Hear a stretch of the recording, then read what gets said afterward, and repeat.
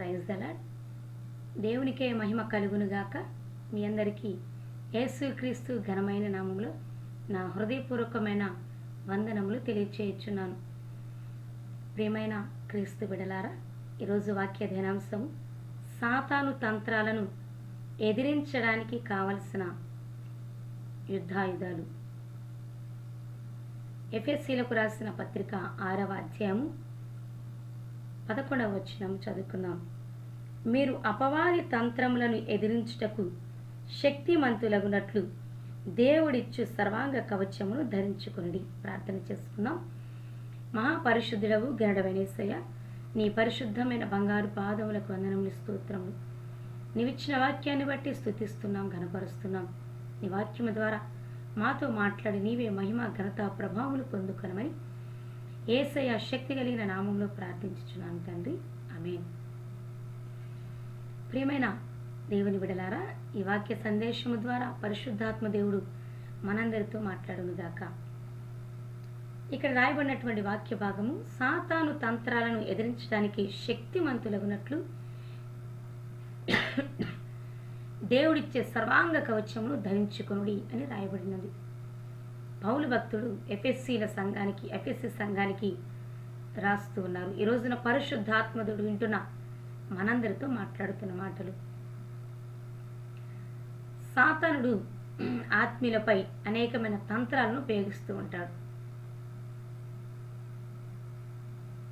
వాడు మన మీద ఉపయోగిస్తున్నటువంటి ప్రతి తంత్రాన్ని ఎదిరించాలి అని అంటే, మనము శక్తివంతులముగా ఎదిరించాలి అని అంటే, దేవుడు అనుగ్రహించేటువంటి సర్వాంగ కవచమును మనము ధరించుకోవాలి అని బైబిల్లో రాయబడి ఉన్నది.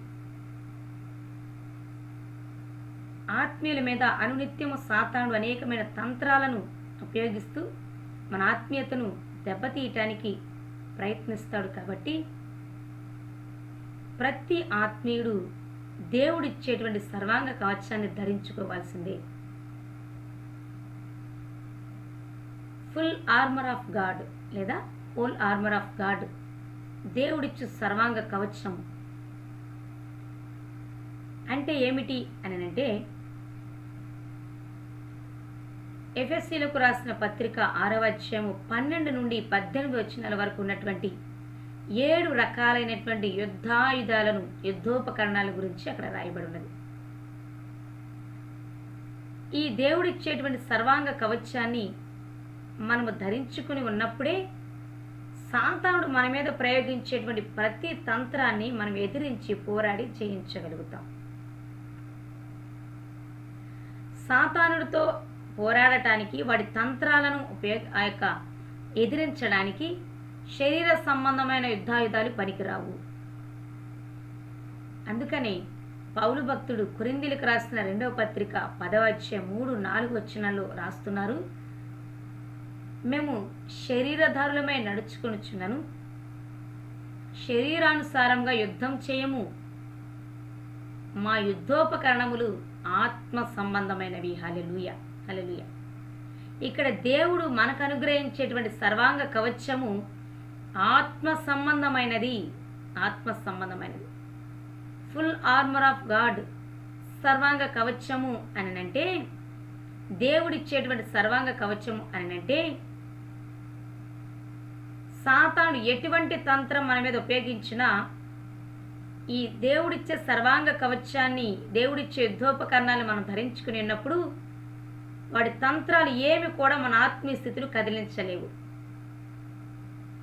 ఇప్పుడు సైనికుడు యుద్ధరంగంలో నిలబడాలి అంటే ముందుగానే శత్రువుతో పోరాడటానికి, యుద్ధం చేయటానికి ఆ వ్యక్తి శిరస్సు నుండి పాదముల వరకు అనేక రకాలైన ఆయుధాలను, యుద్ధోపకరణాలను ధరించుకొని వెళ్లాల్సిందే. శత్రువు తనను గాయపరచకుండా ఉండాలంటే, శత్రువు తనని మరణానికి గురి చేయకుండా ఉండాలి అనంటే, శత్రు వేసేటువంటి బాణములు, అస్త్రాలు ఆ సైనికుడికి తగలకుండా ఉండాలి అంటే, తను రక్షించబడాలి అంటే, తనకు రక్షణగా యుద్ధోపకరణాలు, యుద్ధాయుధాలు ధరించుకోవాల్సిందే.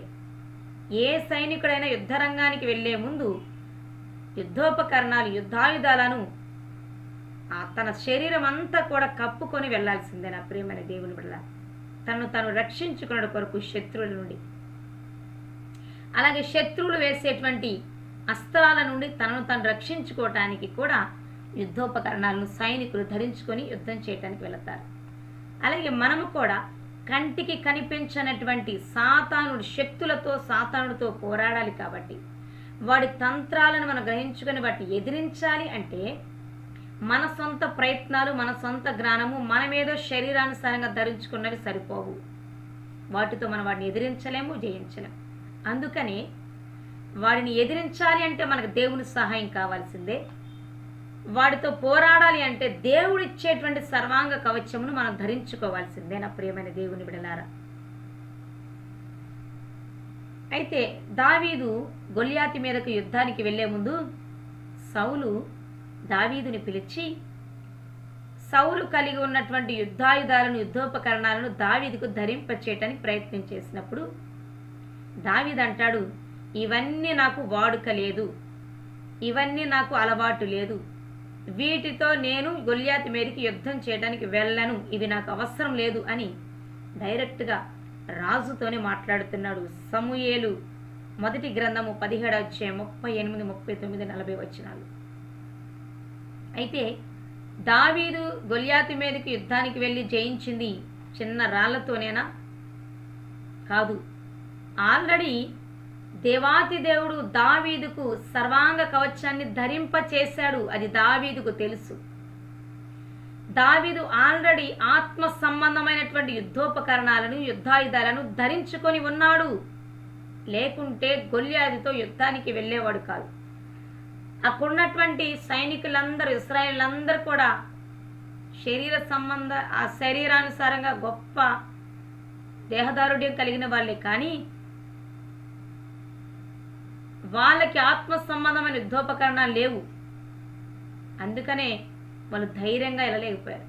ఏ ఆత్మీయుడైతే ఆత్మ సంబంధమైనటువంటి యుద్ధోపకరణాలు, దేవుడిచ్చే సర్వాంగ కవచాన్ని ధరించుకుంటాడో తన ముందు ఎంత శత్రువు ఉన్నా భయపడడు. దేవుడిచ్చే ఆ సర్వాంగ కవచముతో ధైర్యంగా శత్రువుతో పోరాడతాడు. నా ప్రియమైన దేవుని బిడ్డలారా, దావీదు యుద్ధం చేశాడు, గొల్యాతు మీద గెలిచాడు అని అంటే చిన్న రాళ్లతోనే కాదు సుమా, తను ఆల్రెడీ దేవుడిచ్చేటువంటి ఆత్మ సంబంధమైనటువంటి యుద్ధోపకరణాలు ధరించుకున్నందువలనే అతను గొల్యాతు మీదకి యుద్ధానికి ధైర్యంగా వెళ్ళగలిగాడు.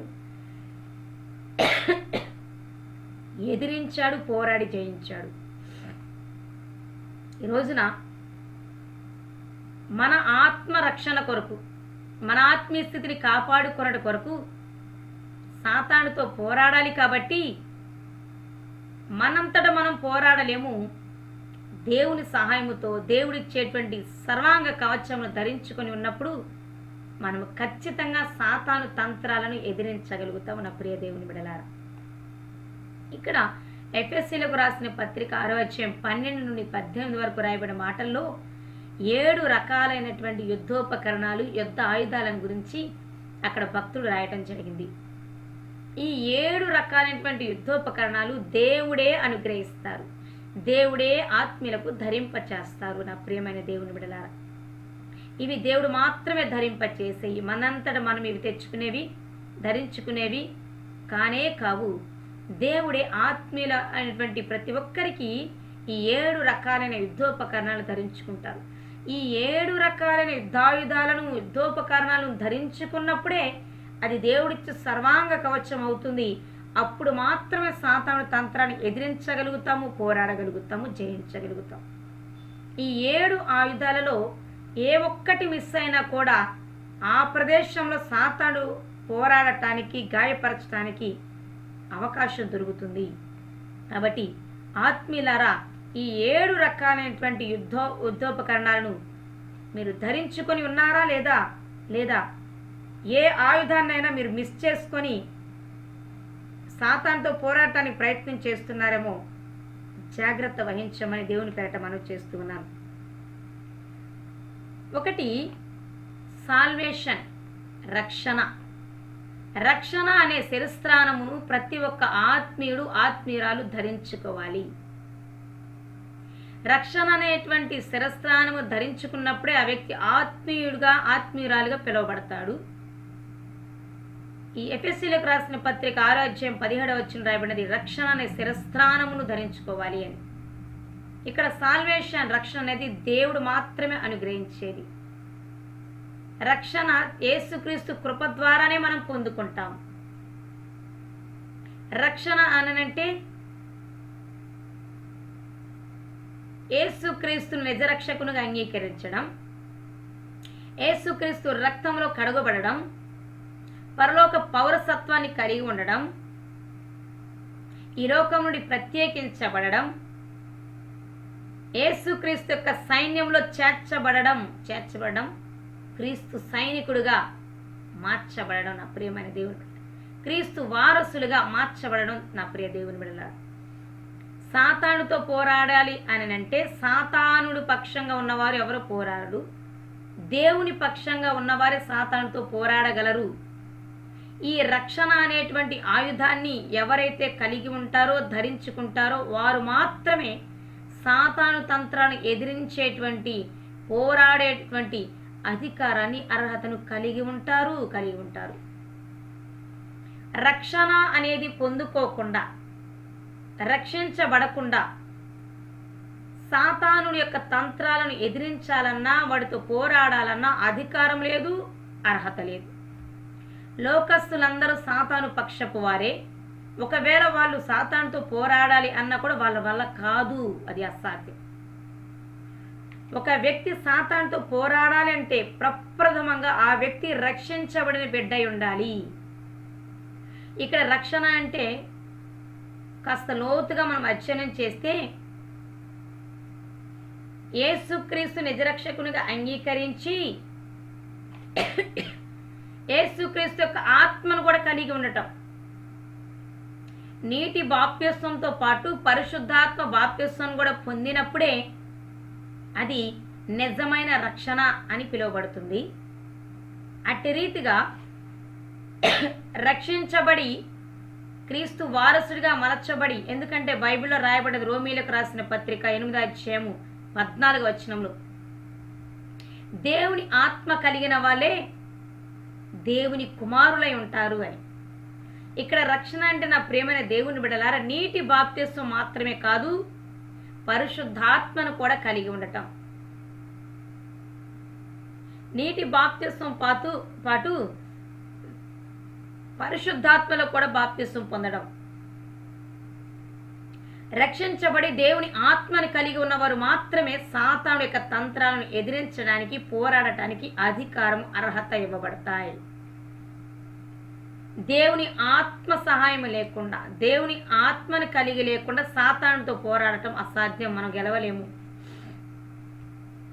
కాబట్టి నా ప్రియమైన దేవుని బిడ్డలారా, రక్షణ అనే శిరస్త్రానాన్ని మొదట మనం ధరించుకున్నప్పుడే సాతానుతో పోరాడే అధికారాన్ని కలిగి ఉంటాం. అయితే రక్షించబడినా కూడా సాతానుడు మరలా లోకంలోనికి, మరలా పాపంలోనికి, మరలా తన చేతులను తీసుకోవడానికి అనేకమైన తంత్రాలను వినియోగిస్తూ ఉంటాడు రక్షించబడిన వాళ్ళ మీద, ఆత్మీయుల మీద కూడా. ఈనాడు బాప్తిస్వం పొంది కూడా మరలా పాపంలో పడిపోవటానికి కారణం, పరిశుద్ధాత్మను పొందుకొని కూడా మరలా లోకంలో కలిసిపోవడానికి కారణం ఏమిటో తెలుసా? సాతాను వేస్తున్నటువంటి వలలో వారు చిక్కుకొని పోయి మరలా లోకానుసారమైన జీవితంలోనికి వెళ్ళిపోవడం. వాడు వేసినటువంటి వలలో, వాడు పన్నిన పన్నాగం, వాడు తంత్రాలు వాడి మీద ఉపయోగించినప్పుడు వారు వాటిని గ్రహించుకోకుండా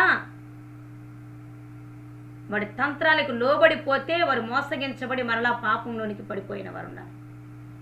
బైబిల్లో చూసినట్లయితే ఆత్మీయులు కూడా చాలామంది సాతాను పన్నిన పన్నాగంలో, కుట్రలో, వాడి తంత్రానికి లోబడిపోయారు, లోకంలో కలిసిపోయిన వాళ్ళు చాలామంది ఉన్నారు నా ప్రియమైన దేవుని బిడ్డలారా.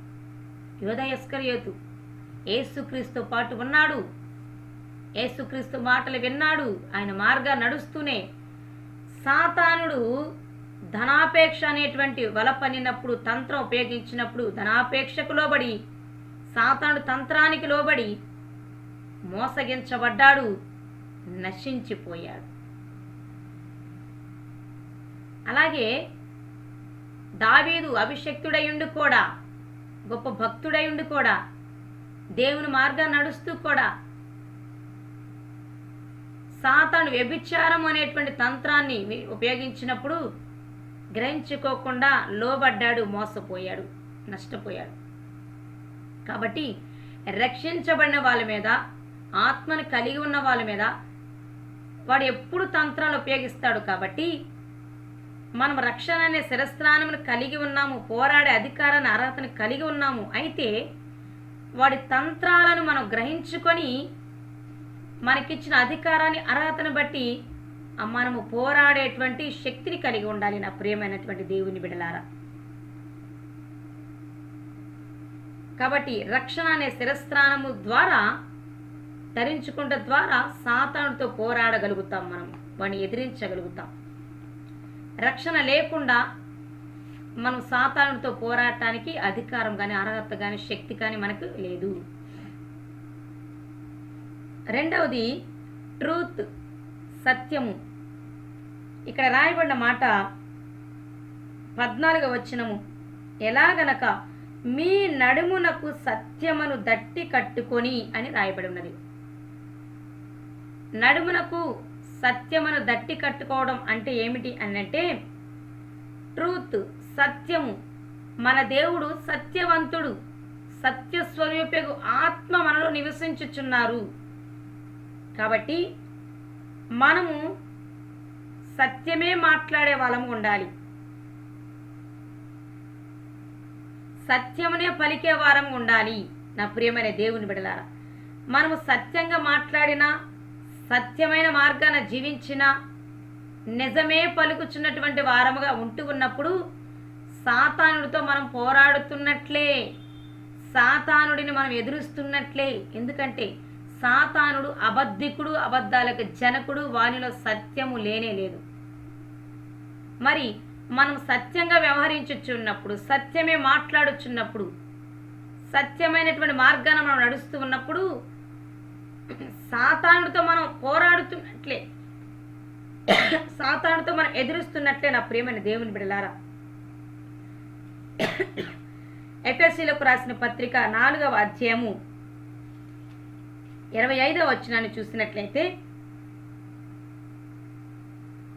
మనం ఒకరికొకరము అవయవములై ఉన్నాము గనుక మీరు అబద్ధమాడుట మాని ప్రతి వాడును తన పొరుగు వానితో సత్యమే మాట్లాడవలెను. భక్తుడు రాస్తున్నారు, రక్షించబడిన మనము సత్యమే మాట్లాడాలి, అబద్ధం అనేది ఎవరితో కూడా ఎప్పుడు కూడా మాట్లాడకూడదు అని. కీర్తన గ్రంథంలో రాయబడినది, ఎవడు పరిశుద్ధమైనటువంటి దేవుని సన్నిధిలో నిలవగలడు అంటే, ఏ పరిస్థితిలోనైనా నిజము పలికేటువంటి వాడే, నష్టము కలిగినను మాట తప్పని వాడే దేవుని సన్నిధిలో ధైర్యంగా నిలబడగలుగుతాడు అని కీర్తన గ్రంథంలో స్పష్టంగా రాయబడి ఉన్నది. నా ప్రియమైన దేవుని బిడ్డలారా, ఎందుకంటే మనము సత్య మార్గాన నడుస్తూ ఉన్నప్పుడు, సత్యవంతుడైన యేసుక్రీస్తును అనుసరిస్తూ సత్యమే మాట్లాడుతూ సత్యంగా జీవిస్తూ ఉన్నప్పుడు సాతానుడు కొన్ని తంత్రాలను మన మీద ఉపయోగిస్తూ ఉంటాడు. అబద్ధమాడేటువంటి పరిస్థితులను మన ముందు తీసుకువస్తాడు. సత్యము మాట్లాడితే నష్టం కలుగుతుంది అనేటువంటి ఆ యొక్క పరిస్థితులను కూడా మన ముందు తీసుకువస్తాడు. కొన్నిసార్లు అబద్ధం మాట్లాడితే మనం రక్షించబడతాము అనేటువంటి పరిస్థితులు మన ముందు తీసుకొస్తాడు. అది వాడి తంత్రం. మనం ఎలాగైనా అబద్ధం మాట్లాడాలి, అబద్ధ మార్గాన నడవాలి, సత్యము మాట్లాడకూడదు అనేటువంటి దురుద్దేశముతో వాడు మనల్ని సత్యము మాట్లాడనీయకుండా, సత్య మార్గాన నడవకుండా, సత్యాన్ని అనుసరించకుండా చేయటానికి వాడు కొన్ని తంత్రాలను ఉపయోగిస్తాడు. అయితే ఏ పరిస్థితిలోనైనా కూడా నీవు సత్యము మాట్లాడిన నష్టం వస్తుంది, నిందలు వస్తాయి, దోషణలు వస్తాయి, కష్టాలు వస్తాయి అని తెలిసిన నీవు గనక ఆ పరిస్థితిలో కూడా సత్యమే మాట్లాడుతుంటే నువ్వు సాతానుని ఎదురుస్తున్నట్లు, పోరాడుతున్నట్లు, జయించినట్లు నా ప్రియమైన స్నేహితులారా. ఈనాడు కోర్టు కేసులో చూస్తే ఎక్కడ చూసినా అబద్ధాలు మాట్లాడుతూ వారి వైపు న్యాయాన్ని త్రిప్పివేసుకుంటూ ఉన్నారు. నిజం చెప్పితే లేదా చేసిన తప్పు నేను చేశానని చెప్తే ఎక్కడ శిక్ష పడుతుందోనని కొంతమంది నిజము పలకకుండా అబద్ధాలే చెప్తూ ఉంటారు శిక్ష నుండి తప్పించుకోవడానికి. కాబట్టి నా ప్రియమైన దేవుని బిడ్డలారా, పరిస్థితులు ఎలాంటి ఉన్నా రక్షించబడిన మన ముందు సాతానుడు ఎప్పుడు కూడా మనం సత్యం పలకకూడదని, సత్య మార్గాన్ని నడవకూడదని, సత్యమైన ఆలోచించకూడదని, వాడు మన ముందు అబద్ధాలు వల్లించేటువంటివి, అబద్ధపు మాటలు మాట్లాడాలని కొన్ని పరిస్థితులు మన ముందుకు తీసుకువచ్చినా ఆ తంత్రాలను మనం గ్రహించుకొని ఆ సమయంలో కూడా సత్యంలోనే మనం నిలిచి ఉన్నట్లయితే, సత్య మార్గాన్ని నడిచినట్లయితే, నిజమే పలికే వారంగా ఉన్నట్లయితే ఆ పరిస్థితుల్లో ప్రస్తుతం మనకు కష్టంగా నష్టం వస్తుంది అనిపించవచ్చు. కానీ నీవు సత్యము పలుకుట వలన ఆ సమయంలో అపవాదిని ఎదురుస్తున్నావు, వాడితో పోరాడి జయిస్తున్నావు. నువ్వు సత్య మార్గాన్ని నడిచినందుకు దేవుడు ఖచ్చితంగా నిన్ను దీవిస్తాడు, ఆశీర్వదిస్తాడు. అనేకుల ముందు నిన్ను సత్యవంతుడుగా దేవుడు నిలబెడతాడు ఒక రోజున నా ప్రియమైన దేవుని బిడ్డలారా. పరిస్థితులను నాకు కష్టతరంగా ఉన్నాయి, ఇప్పుడు కనుక నిజం చెప్తే నేను అయిపోతాను అనుకునేటువంటి సందర్భాలు వచ్చినా నువ్వు సత్యమే మాట్లాడితే నువ్వు సాతాడు పోరాడుతున్నట్లు, వాణ్ణి ఎదిరిస్తున్నట్లు. అయితే మూడవది రైచోస్నెస్, నీతి. అదే వచనంలో రాయబడి ఉంటుంది, నీతి అను మైమరపు తొడుగుకొని అని రాయబడి ఉన్నది.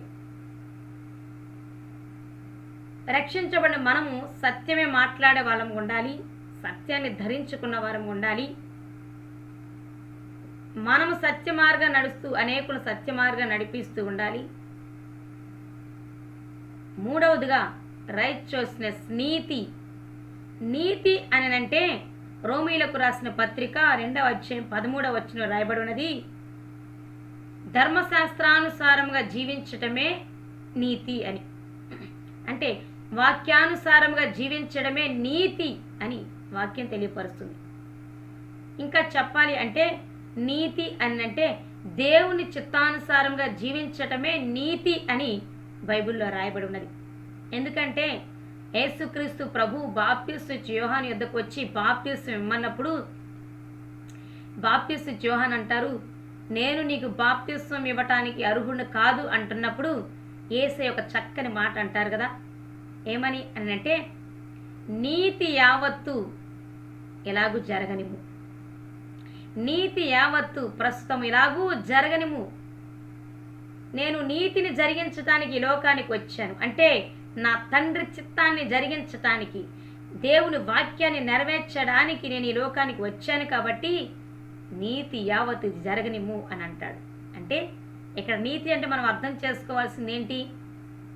వాక్యానుసారంగా ప్రవర్తించడం, దేవుని చిత్తానుసారంగా ప్రవర్తించడం, జీవించడం, దేవుని చిత్తానికి మనల్ని మనం అప్పగించుకొని జీవించటమే నీతి నా ప్రియమైన దేవుని విడలారా. దేవుని వాక్యానుసారంగా దేవుని చిత్తానుసారంగా నడుస్తూ ఉన్నప్పుడు మనం సాతానుడితో ఎదురుస్తున్నట్టు, వాడితో పోరాడుతున్నట్టు. ఆ సమయంలో సాతానుడు మనల్ని నీతి మార్గం నుండి తప్పించడానికి, దేవుని చిత్తం నుండి ప్రక్కకు తప్పించడానికి, వాక్యం నుండి వ్యతిరేకమైన మార్గం నడిపించడానికి, కుడి ఎడమలకు తొలగిపోయేలా చేయటానికి వాడు కొన్ని తంత్రాలను మన మీద ఉపయోగిస్తాడు. ఎలాగైనా నీతి నుండి అవినీతి మార్గాన్ని నడిపించాలని కొన్ని తంత్రాలు ఆత్మీయమైన మన మీద వాడు ఉపయోగిస్తాడు. అన్యాయము, అవినీతి, అక్రమము అటువంటి పరిస్థితులు మన ముందుకు తీసుకొస్తాడు వాడే. కొన్నిసార్లు నీతిగా జీవించి ఏమొచ్చింది అంటారు చాలామంది. అన్యాయంగా అవినీతి మార్గాన్ని నడుస్తున్న వాళ్ళే బాగుపడుతున్నారు, ఆశీర్వదించబడుతున్నారు, గొప్పవారు అవుతున్నారని. అయితే అవినీతి మార్గాన, అన్యాయ మార్గాన్ని నడుస్తున్న వాళ్ళు సాతానుడు సహవాసం చేస్తున్నవారు, సాతానుడు పక్షంగా ఉన్నవారే. మరి ఈ రోజున నువ్వు నీతి మార్గాన నడుస్తుంటే నువ్వు నీతి అనేటువంటి మైమరుపును తొడుగుకొని ధరించుకొని సాతానుతో పోరాడుతున్నటువంటి వ్యక్తిగా ఉన్నట్లు. అలా కాకుండా రక్షించబడినా సత్యము మాట్లాడకపోయినా దేవుని చిత్తానికి నువ్వు అప్పగించుకోకుండా నీ సొంత మార్గాన్ని నడుస్తున్నా నీవు సాతానుని ఎదిరించలేవు, వాడితో పోరాడలేవు. వాడితో చేతులు కలుపుతున్నావు, వాడి తంత్రాలకు లోబడిపోతున్నావు. పరిస్థితులు నీ ముందు భిన్నమైనవిగా ప్రతికూలమైనగా వచ్చినప్పుడు పరిస్థితులకు అనుగుణంగా మారిపోతున్నావు అని అంటే సాతాను యొక్క తంత్రాలకు లోబడిపోతున్నావని. అలా కాకుండా అందరూ లంచాలు తీసుకుంటున్నారు, నేను కూడా తీసుకుంటే తప్పేముంది, నన్ను ఎవరు చూడట్లేదని కనుక రక్షించబడి నువ్వు ఆ పని చేసినట్లయితే నీవు సాతాను వేసిన వలలో తంత్రంలో చిక్కుకొని పోయావని అర్థం. మనం నీతి మార్గాన్ని వెళుతున్నప్పుడు సాతానుడు, దుష్టుడు, అపవాది ఆ తంత్రాలను మనకు ముందుకు తీసుకొస్తాడు, మన మీద ఉపయోగిస్తాడు. మన నీతి మార్గాన్ని తప్పించాలని, దేవునికి వ్యతిరేకమైన మార్గంలో నడవాలని, అవినీతి మార్గాన్ని నడవాలని, మనం ఓడిపోవాలని అలా చేస్తాడు. అయితే నువ్వు నీతి మార్గాన్ని తప్పించేటువంటి పరిస్థితి నీ ముందుకు వచ్చినప్పుడు నువ్వు గ్రహించుకో, సాతాను నీ మీద వలవేయటానికి ప్రయత్నం చేస్తున్నాడు. వాడి తంత్రము ఆ అవినీతి పరిస్థితులు, అన్యాయమైనటువంటి పరిస్థితుల్లో చిక్కుకొని పోయే పరిస్థితి నీ ముందు వచ్చిన ఆ మార్గాన్ని నీవు నడవకుండా నువ్వు దేవుని చిత్తానికి అప్పగించుకుంటూ నీతి మార్గమైన దేవుని వాక్యానుసారంగానే ప్రవర్తిస్తూ ఉంటే నువ్వు ఆ సమయంలో సాతాను తంత్రాన్ని ఎదిరించి పోరాడి జయించావు అన్న వాస్తవాన్ని గమనించాలి నా ప్రియమైన దేవుని బిడ్డలారా. మన నీతిని చెడగొట్టేటువంటి పరిస్థితులు సాతానుడు మనకు కలుగ చేస్తాడు వాడి తంత్రాల ద్వారా. ఎవరి ద్వారానైనా ఆ పనులు జరిగించవచ్చు. ఏముంది, ఒక్కొక్కసారి మరీ ఎంత నీతిగా ఉంటే అది కోల్పోతాము. అది ఒక మంచి ఆఫర్ వచ్చింది, అది మనం దక్కించుకోవాలంటే చిన్న అబద్ధం ఆడాలి, లేదా ఈ వక్రమైన మార్గాన్ని నడవాలి, నీతి తప్పాల్సిందే అని అన్నప్పుడు నీ ఎదుట ఏదో ఆశ చూపించి సాతానుడు ఆ తంత్రం బట్టి నేను నీతి మార్గాన్ని తప్పించాలని ప్రయత్నం చేస్తున్నాను. ఇంతకుముందే చెప్పుకున్నాం, సాతాను వేసే తంత్రాలు ఎలా ఉంటాయంటే, ఒకటి భూ సంబంధమైన వాటిని మనకు ఆశ చూపించి ఆ తంత్రాలకు లోబడేలా చేయాలని ప్రయత్నం చేస్తాడు. మన ఆత్మీయతని దెబ్బతీయాలని చూస్తాడు. రెండవది భయపెట్టొచ్చు, బెదిరించవచ్చు వాడు తంత్రాల ద్వారా. మూడవది లాలన చేయొచ్చు, బుజ్జగించవచ్చు వాడు తంత్రాల ద్వారా. ఎలాగైనా దేవుని చిత్తం నుండి, నీతి మార్గం నుంచి తప్పించాలి అని. కాబట్టి నా ప్రియమైన దేవుని బిడ్డలారా, మనము నీతి అనే మైమరుపును ధరించుకోవాలి. ధరించుకున్నాము అని ఎప్పుడు చెప్పగలుగుతాం? మన ముందు అన్యాయం, అవినీతి చిక్కుకొని పోయే పరిస్థితులు ఉన్నా, అందరూ అట్టి మార్గాన్ని వెళ్తున్నా, మన ఒక్కలమే మిగిలిపోయి ఉన్నా, మనము మాత్రం అందరు వెళుతున్నటువంటి అవినీతి మార్గాన్ని వెళ్లకుండా వాటిని జయించగలిగినట్లయితే ఆ సమయంలో కూడా దేవుని చిత్తానుసారంగా జీవించుచున్నట్లయితే సాతాని తంత్రాన్ని ఎదిరించినట్లు నీ ముందుకు వాడు తీసుకొచ్చిన పరిస్థితిని నువ్వు జయించినట్లు నా ప్రియమైనటువంటి స్నేహితులారా. అలాగే నాలుగవదిగా గాస్పల్ ఆఫ్ పీస్, సమాధాన సువార్తను ప్రకటించే సిద్ధ మనస్సు. సమాధాన సువార్తను ప్రకటించడం నా ప్రియమైన దేవుని బిడ్డలారా నాలుగవది. ఇక్కడ దేవుడు మనకు అప్పగించినటువంటి ఒకే ఒక్క పని సువార్తను ప్రకటించడం. ఇంక ఈ లోకంలో దేవుడు మనకి ఏదైనా పని అప్పగించారా? ఏమీ లేదు. దేవుడు మనకు అధికారాన్ని ఇచ్చి మనల్ని అభిషేకించుకొని ఆయన వరాలు, తలాంతులు, అధికారాలు ఇచ్చి అనేకులను నా సన్నిధికి నడిపించండి, అనేకులను రక్షణలోనికి తీసుకురండి అని మనకు సువార్తను ప్రకటించే అధికారం ఇచ్చాడు. అయితే సువార్తను ప్రకటించుచున్న వారంతా సాతానుడితో పోరాడుచున్నవారే. సాతానుడిని ఎదిరిస్తున్న వాళ్ళే. ఈ మాటలు వింటున్న మీరు సేవకులారా, మీరు దేవుడు మీకు ఇచ్చిన అధికారాన్ని బట్టి, అభిషేకాన్ని బట్టి మీ సంఘాలలో దేవుని సువార్తని ప్రకటిస్తున్నారు అంటే మీరు గుర్తుంచుకోండి, మీరు సువార్త ప్రకటించడం ద్వారా సాతానుడితో పోరాడుతున్నారు. సువార్తను ప్రకటించడం ద్వారా సాతానుని ఎదిరిస్తున్నారు అని గమనించుకోవాలి. సువార్తను ప్రకటించడం ద్వారా మాత్రమే అనేకులను రక్షణలోనికి తీసుకురావడానికి అవకాశం ఉంటుంది. ఈ లోకంలో యేసుక్రీస్తు ప్రభువారు రక్షణ సువార్తను ప్రకటించారు. ఆయన భక్తులందరూ కూడా సువార్తను ప్రకటించడం ద్వారా అనేకులను యేసుక్రీస్తు వైపుకు నడిపించారు, రక్షణలోనికి నడిపించారు. ఒక వ్యక్తి రక్షణ పొందాలి అని అంటే క్రీస్తు సువార్తను, సమాధాన సువార్తను, యేసుక్రీస్తు యొక్క శిలువ పునరుద్ధానములను గురించి, మరణ పునరుద్ధానములను గురించి ఖచ్చితంగా ప్రకటించాల్సిందే. పరలోక నరకాలను గురించి మనం ప్రకటించాల్సిందే. సువార్తను ప్రకటించడం ద్వారా అనేకులను రక్షణలోనికి నడిపించగలుగుతాము. ఈ సువార్త ప్రకటించుట అనేటువంటి సిద్ధ మనస్సును ప్రతి ఒక్క ఆత్మీయుడు కలిగి ఉండాలి, ధరించుకోవాలి. ఈ సమాధాన సువార్తను ప్రకటించుట అనేటువంటి ఆయుధాన్ని ప్రతి ఒక్క ఆత్మీయుడు ధరించుకోవాలి. రక్షించబడి ఆత్మను కలిగి ఉన్న ప్రతి ఒక్కరు సువార్తను ప్రకటించాల్సిందే. నీకు రక్షణ అనుగ్రహించిన యేసును గురించి మరొకరితో నువ్వు సువార్త ప్రకటించాల్సిందే. దేవుడు నీకు అప్పగించిన ప్రజలకు సువార్తను ప్రకటించాల్సిందే. నా ప్రియమైన దేవుని బిడ్డలారా, అయితే మనము సువార్తను ప్రకటించడం ద్వారానే ఆత్మలను సంపాదించగలుగుతాం. సువార్తను ప్రకటించడం ద్వారా అనేక ఆత్మలను సంపాదించగలుగుతాము దేవుని కొరకు. నా ప్రియమైన దేవుని బిడ్డలారా, ఎక్కువ ఆత్మల సంపాదన సువార్త ప్రకటించడం ద్వారానే సాధ్యమవుతుంది.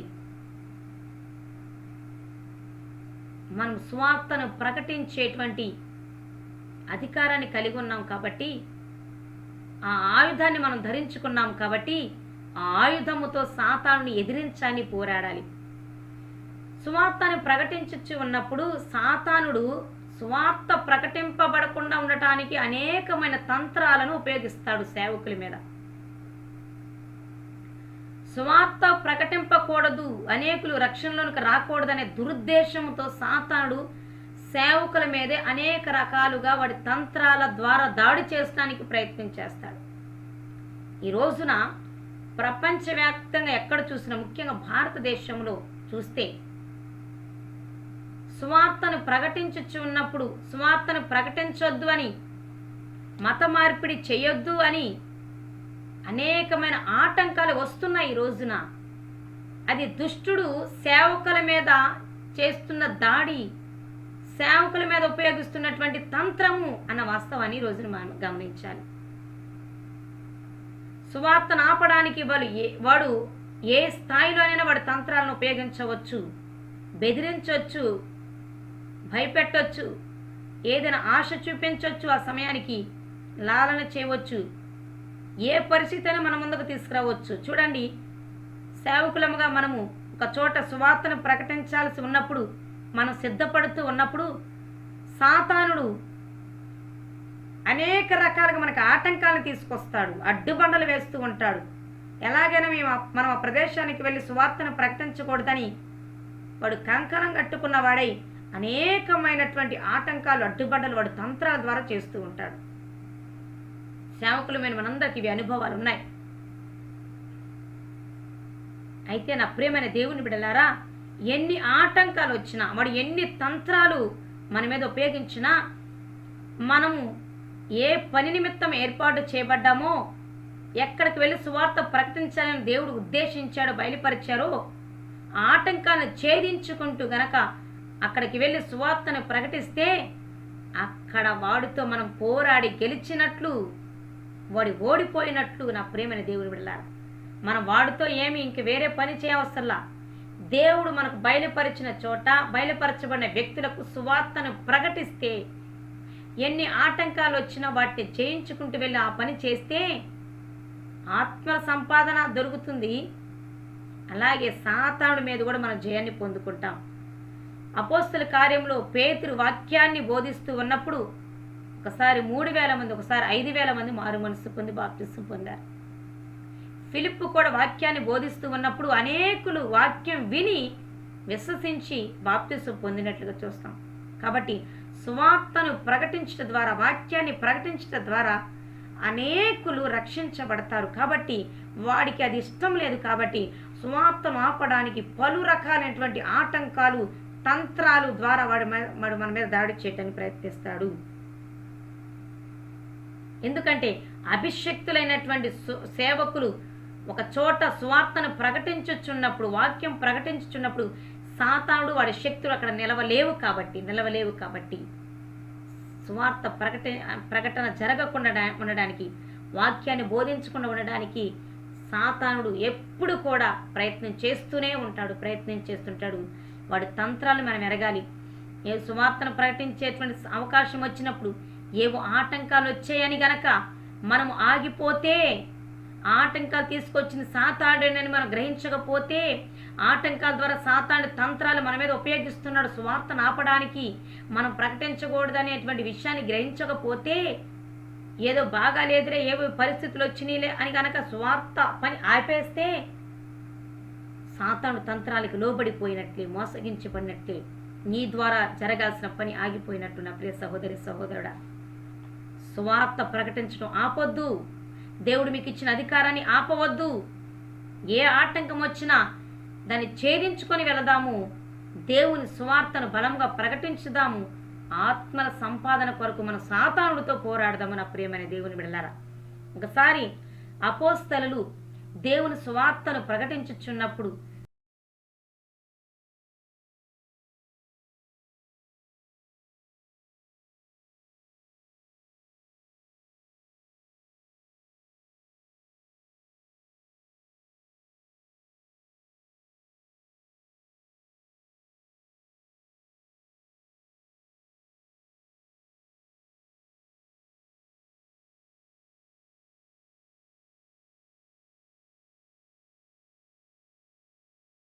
బిడలారా, కాబట్టి నేను మీతో చెప్పినదేమనగా, ఈ మనుష్యుల జోలికి పోక వారిని విడిచిపెట్టుడి. ఈ ఆలోచనను, ఈ కార్యమైనను మనుషుల వల్ల కలిగినదాయనా అది వ్యర్థమగును.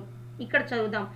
దేవుని వలన కలిగినదాయనా మీరు వారిని వ్యర్థపరచలేరు. మీరు ఒకవేళ దేవునితో పోరాడు వారు ఉదురుసుమి, వారతని మాటకు సమ్మతించి అపోస్తులను పిలిపించి కొట్టించి యేసు నామమును బట్టి బోధింపకూడదని ఆజ్ఞాపించి వారిని విడుదల చేసిరి.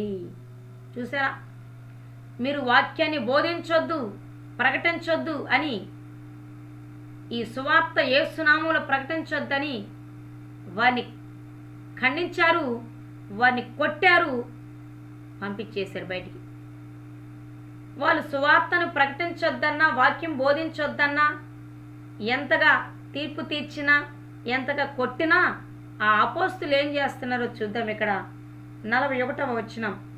ఆ నామము కొరకు అవమానము పొందుటకును పాత్రులని ఎంచబడినందున వారు సంతోషించుచు మహాసభ ఎదుట నుండి వెళ్ళిపోయి ప్రతిదినము దేవాలయములోను ఇంటింటను మానక బోధించుచు యేసే క్రీస్తును ప్రకటించుచుండిరి. ఆమేన్, హల్లెలూయా, గ్లోరీ టు గాడ్. అపోస్తలులను స్వార్థ ప్రకటిస్తున్నప్పుడు పట్టుకొని వెళ్ళారు, మహాసభ ఎదుట నిలవబెట్టారు, కొట్టారు కూడా. ఇంకా స్వార్థ ప్రకటిస్తే మాత్రం మిమ్మల్ని విడిచిపెట్టమని కొట్టి పంపించినా ఈ అపోస్తులట ఆ కొట్టిన కొట్లని దులిపేసుకున్నారు. ఇలాగ కొట్టబడుట నా దేవుని నిమిత్తము భాగ్యమని ఎంచుకున్నట అనుదినము మరలా అదే రోజు నుండి ఇంటింట తిరుగుతూ సువార్తను ప్రకటిస్తూ క్రీస్తుని గురించి వాళ్ళు ప్రకటిస్తూనే ఉన్నారట. ఆమేన్, హల్లెలూయా. ఈ సందర్భమే కాదు, బైబిల్లో పలు చోట్ల రాయబడినది. శిష్యులు సువార్తను బహుబలంగా ప్రకటిస్తూ ఉంటే, వాక్యాన్ని బోధిస్తూ ఉంటే, సువార్తను ప్రకటించిన వాళ్ళని చంపేసిన సందర్భాలు కూడా ఉన్నాయి. స్టెఫనును సువార్త ప్రకటిస్తూ ఉన్నప్పుడే రాళ్లతో కొట్టి చంపేశారు. ఆపమంటే ఆయన ఆపలేదు, రాళ్లతో కొట్టి చంపేసేశారు. సువార్తను ప్రకటించుచున్నందుకే శిష్యులను అనేకులను చంపేశారు. ఖడ్గము చేత కొంతమంది మరీ దారుణంగా హింసించి చంపేశారు. సువార్తను ప్రకటిస్తూనే దేవుని కొరకు హతసాక్షులైపోయారు శిష్యులందరూ కూడా, అపోస్తలులు. ఈ రోజున ప్రపంచవ్యాప్తంగా అనేక మంది మిషనరీస్ కూడా సువార్తను ప్రకటిస్తుంటే కొంతమంది దుష్టుని సంబంధులు సువార్తను ప్రకటించినందుకు వారిని చంపివేశారు. దారుణంగా హతమార్చిన సందర్భాలు మనం చూస్తూనే ఉన్నాం. నా ప్రియమైన దేవుని బిడ్డలారా, చంపుతామని బెదిరించిన ఈ రోజున క్రైస్తవులు, ఆత్మీయుల సేవకులు సువార్తను ప్రకటించుచున్నారు అని అంటే దేవుడు వారికి ఇచ్చిన అధికారాన్ని వినియోగించుకుంటున్నారు. అంత మాత్రమే కాదు, సువార్తను ప్రకటించడం ద్వారానే సాతానుతో మేము పోరాడతాము అని ఒకే ఒక ఉద్దేశంతో సాతాను ఎదురిస్తూ పోరాడుతూ సువార్తని ఈ రోజున అందరూ ప్రకటిస్తూ ఉన్నారు.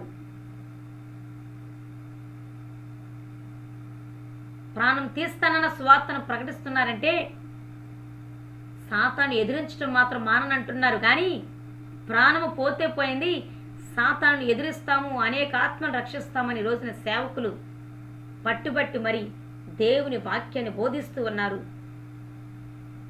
అయితే నా ప్రియమైన దేవుని బిడ్డలారా, సువార్తను ఆపడానికి, వాక్యాన్ని బోధించకుండా చేయటానికి సేవకులమైన మన మీద సాతానుడు ఎన్నో తంత్రాలను ఉపయోగిస్తాడు. వాటిని మనం గ్రహించుకొని సువార్తను ఆపకుండా వాక్యాన్ని బోధించుచునే ఉందాము. వాక్యాన్ని బోధించుచున్న వాళ్ళంతా గుర్తుంచుకోండి, సాతానుని ఎదిరిస్తూ పోరాడుతున్నారు అని గుర్తుంచుకోండి. కాబట్టి సువార్తను ప్రకటించే సిద్ధ మనస్సును మనం కలిగి ఉండాలి. సమాధాన సువార్తను ప్రకటించేటువంటి ఆయుధమును మనం ధరించుకున్నప్పుడే సాతానుడితో మనం పోరాడగలుగుతాము. 5వదిగా ఫెయిత్, విశ్వాసము. విశ్వాసము అనే డాలు పట్టుకోవాలి అని ఇక్కడ రాయబడింది. అపవాది వేసేటువంటి అగ్ని బాణములను ఆర్పివేసేందుకు విశ్వాసం అనే డాలు పట్టుకోవాలి, విశ్వాసం అనే డాలు మనం ధరించుకోవాలి అని ఇక్కడ రాయబడినది. ఆత్మీయునికి విశ్వాసం అనేది అతి ప్రాముఖ్యమైనటువంటి ఆయుధము. నా ప్రియమైన దేవుని బిడ్డలారా, ఆత్మీయులమైన మనందరము కూడా విశ్వాసం అనేటువంటి డాలును ధరించుకున్న వారముగా ఉండాలి. విశ్వాసము ద్వారా మనము దేనినైనా ఈ లోకంలో సాధించవచ్చు, సమస్తము సాధ్యపరచబడతాయి. నా ప్రియమైన దేవుని బిడ్డలారా, విశ్వాసము ద్వారా మనము సాతానుడితో పోరాడేటువంటి శక్తిని కలిగి ఉంటాము. విశ్వాసంలో స్థిరంగా ఉండేటువంటి ఆత్మీయుడు కదిలించబడడు.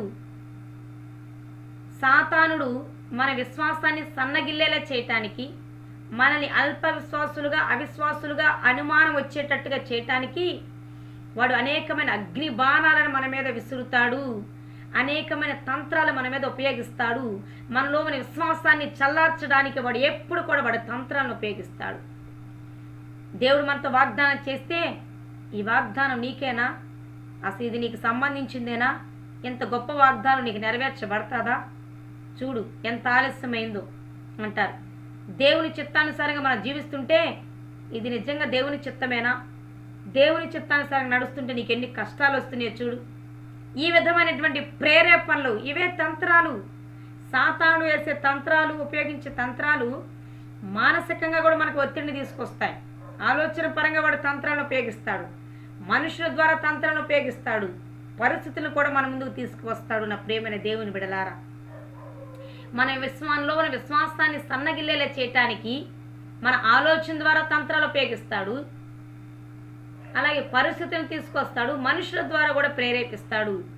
అయితే మన విశ్వాసము సన్నగిల్లేటువంటి ప్రతికూలమైన పరిస్థితులు మన ముందు వస్తున్నప్పుడు అవి సాతాను తంత్రాలని గ్రహించాలి. వాగ్దానాల విషయంలో, దేవుని చిత్తం విషయంలో వాడు అనుమానాన్ని తీసుకొస్తున్నాడంటే ఇది సాతాను తంత్రం అని మనం గ్రహించాలి. ఒకవేళ నువ్వు వ్యాధితో ఉన్నావు, రోగంతో ఉన్నావేమో, దేవుని కానుకప్పుడు నీకు వాగ్దానం చేశాడేమో నేను స్వస్థపరుస్తాను, ఇంకా ఆ వాగ్దానం ఎలా నెరవేర్చబడలేదేమో, నీ ఇంకా స్వస్థత పొందుకోలేదేమో, కానీ నీకు ఇచ్చిన వాగ్దానం సత్యమైనది. ఆ వాగ్దానమును విశ్వసించుతూనే ఉండు. దేవుడు తగిన సమయంలో వాగ్దానాన్ని నీ పట్ల నెరవేర్చి నేను స్వస్థపరుస్తాడు.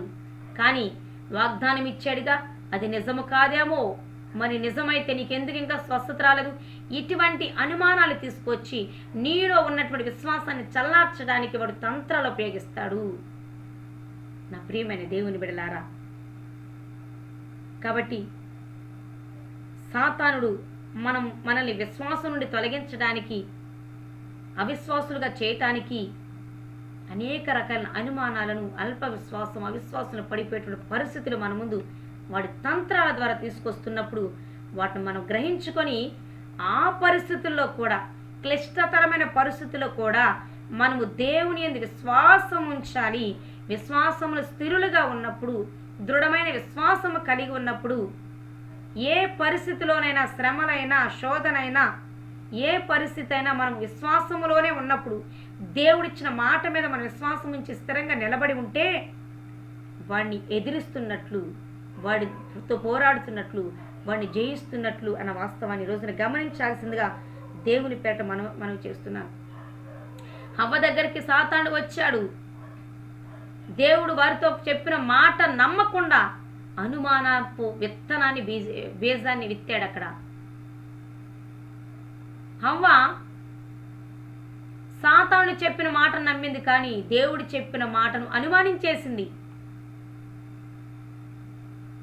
దేవుడు చెప్పిన మాట మీద విశ్వాసాన్ని కోల్పోయే సాతాను చేసేసాడు. సాతాను పన్నిన పన్నాగములో, ఆ కుట్రలో, ఆ తంత్రానికి హవ్వ లోబడిపోయింది, ఆశీర్వాదాన్ని కోల్పోయింది. నా ప్రియమైన దేవుని బిడ్డలారా, అనేక మంది భక్తులు ఎన్ని పరిస్థితులు వారి ముందు వచ్చినా విశ్వాసములు నిలబడ్డారు.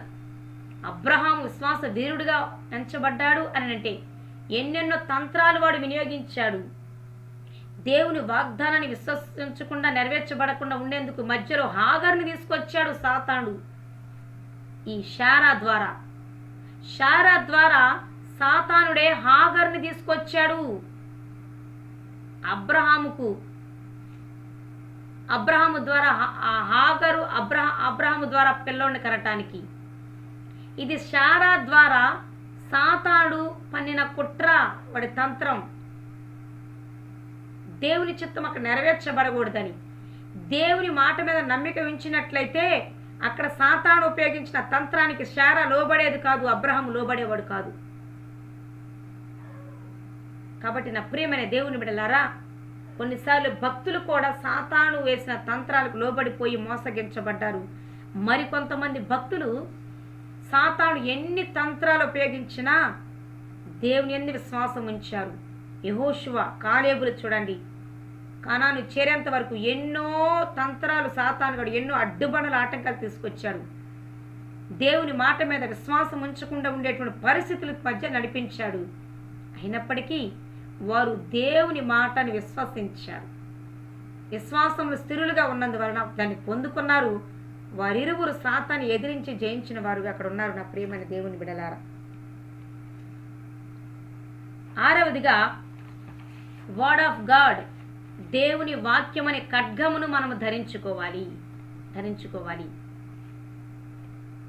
వాక్యం ద్వారా సాతానుని మనము చక్కగా ఎదిరించగలుగుతాము. నా ప్రియమైన దేవుని బిడ్డలారా, మనము వాక్యం అనేటువంటి ఖడ్గాన్ని ధరించుకొని వాడిని ఎదిరించే వారముగా, పోరాడే వారం ఉండాలని దేవుడు కోరుకుంటున్నాడు. ఈ వాక్యాన్ని ధరించుకోవటం అంటే ఏమిటి? వాక్యం మనలో సమృద్ధిగా ఉండాలి.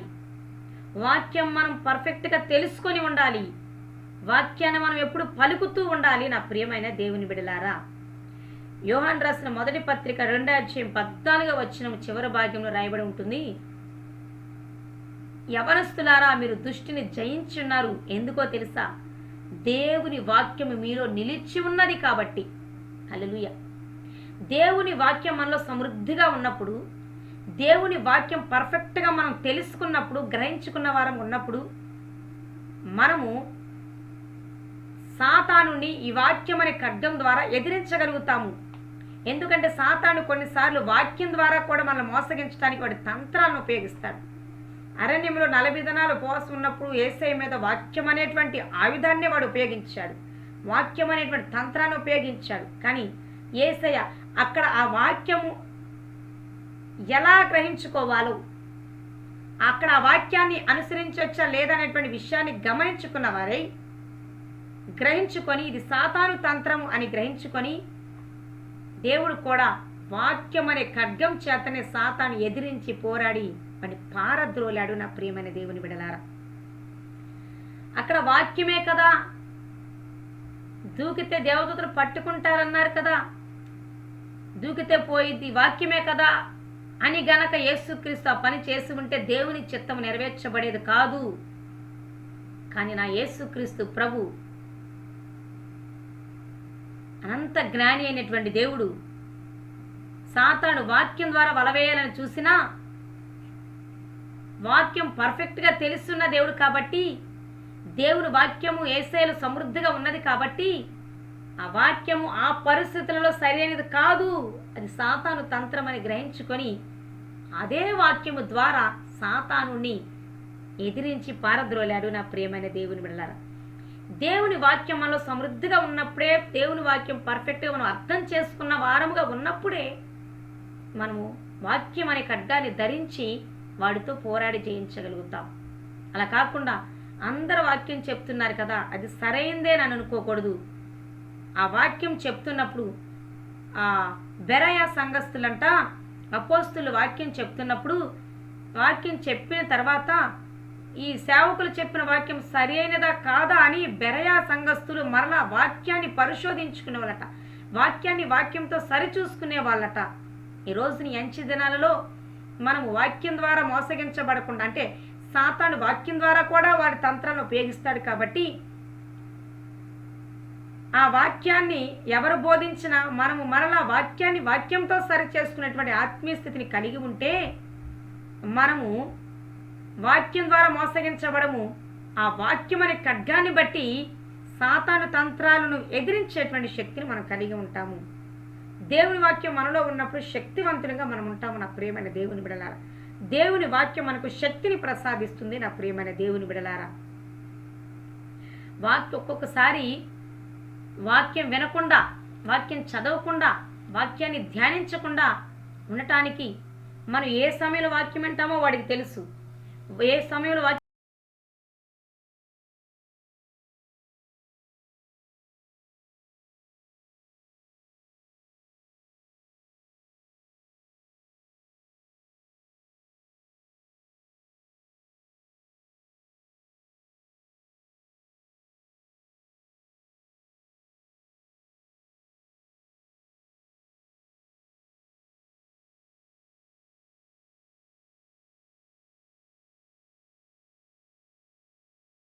ధ్యానిస్తామో సాతాను, అప్పుడు ఆ సమయాలలో సాతాను తీసుకొచ్చినటువంటి ఏ పనినైనా మనం పక్కన పెట్టగలిగి దేవుని పని చేయగలిగినట్లయితే అప్పుడు మనం సాతాను తంత్రాన్ని ఎదిరిస్తూ వాడిని పారద్రోలుతున్నట్లు జయించినట్లు. నా ప్రియమైన దేవుని బిడలారా, గమనించారా?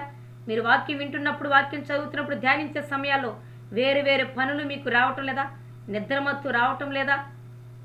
లేదా ఇంకా వీటికంటే ముఖ్యమైన పని అని వేరే వేరే మీకు మీకు అడ్డుబండల ఆటంకాలుగా ఉండటం లేదా? వాక్యం తర్వాత చదువుదాంలే అని ముందు ఆ పని చూసుకొచ్చుకున్నటువంటి సందర్భాలు మనలో లేవా? వాక్యం వస్తున్నప్పుడు పర్ఫెక్ట్గా వినకుండా వాక్యం వినే సమయంలోనే మనం వంట చేసుకోవటమో, ఏవో పనులు చేసుకునేటువంటి మొబైల్ చూడటమో చేయటం లేదా? ఇవన్నీ సాతాను తంత్రాలే.